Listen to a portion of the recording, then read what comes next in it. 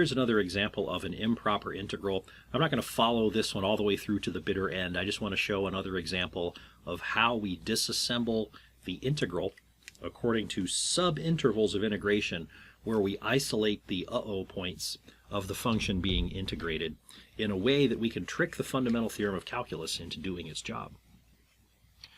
So, gross function here. And in fact, let me rewrite it just to make sure that dt isn't really in our way at the moment.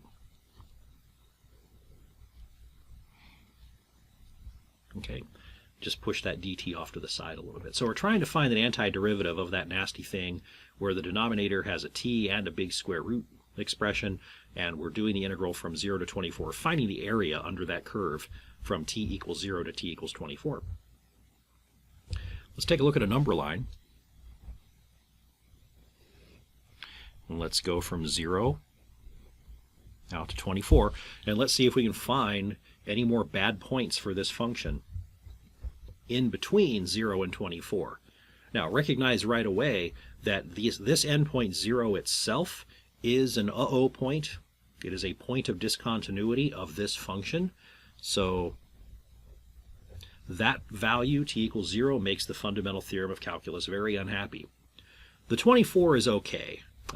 T equals 24 causes no difficulty whatsoever here, so that's all right. We're not going to have to mess with the 24.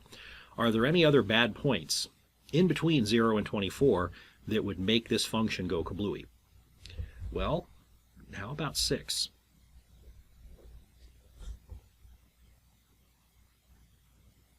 When t is 6, this t squared minus 36 becomes 0. That's in the denominator. Kaboom. There goes your function. And so t equals 6 is also a value that will make the fundamental theorem of calculus unhappy. So currently we're trying to find the antiderivative of this so that we could plug in 0 and 24 and subtract, as we normally would with the fundamental theorem. But the fundamental theorem says, not so fast, buddy. You can't do that because one of your endpoints is a point of discontinuity of this function. And even worse, in between your endpoints of integration, there's another discontinuity. What the heck do you think you're doing? But we are smarter than the fundamental theorem of calculus, and we can trick it. So what we're going to do is disassemble the integral from 0 to 24 into 0 to 6, and then 6 to 24. And then, though, we have to remember that these subintervals that we're going to set up for newly structured integration can only have one of these bad points as an endpoint. This one, 24 is good, 6 is bad. So as an interval goes that we're going to work with, that one's all right. This one, though, still needs some help because both of the endpoints here are bad ones, so we have to snap that in half. So how about at 3? It doesn't necessarily have to be the midpoint.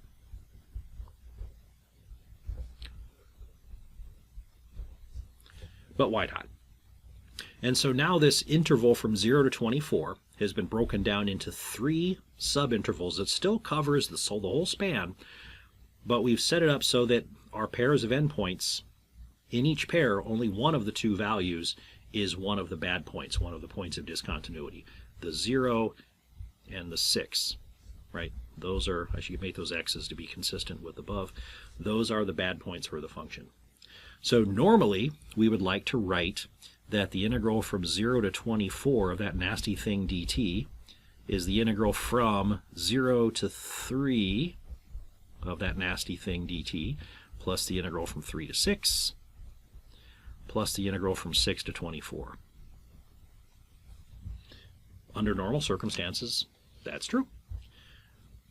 But the problem is, any of these individual smaller integrals now, we still can't do them because of the 0, the 6, and the 6. And so what we do is we say, all right, fundamental theorem of calculus, I can't go from 0 to 3, so I'm going to go from, say, a to 3. A is not 0, so don't yell at me.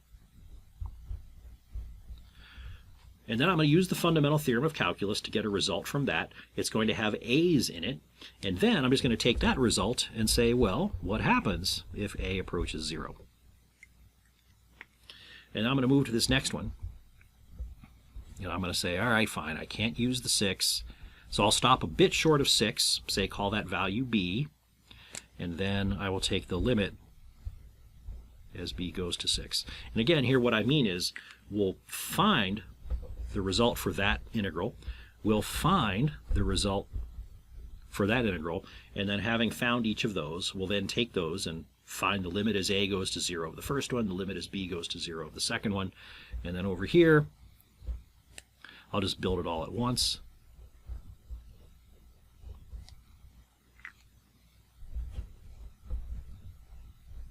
Sorry, I'm squishing the end over there.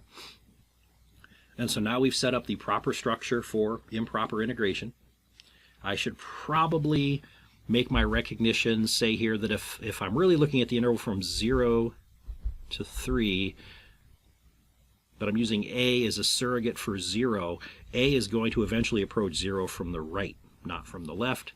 Here, from 3 to 6, b is kind of right there, so b is going to be approaching 6 from the left. And then on this side of things, here's c, that was b, here's c, and then we're going to do the integral from c to 24, that's fine, and then we'll ask, well, what happens as c approaches 6, but that will be approaching 6 from the right. So we should keep our limits properly annotated to indicate those directions. Now, I'm not actually going to go do these antiderivatives. This was more practice in how to break apart the interval of integration. But if you want to go actually do these antiderivatives, get the results with a and 3 plugged in, and then ask, well, what happens when a goes to 0? For this one, get the antiderivative, plug in 3 and b, get that result, and then ask what happens when b approaches 6. And then similarly for the third one, that might be good practice.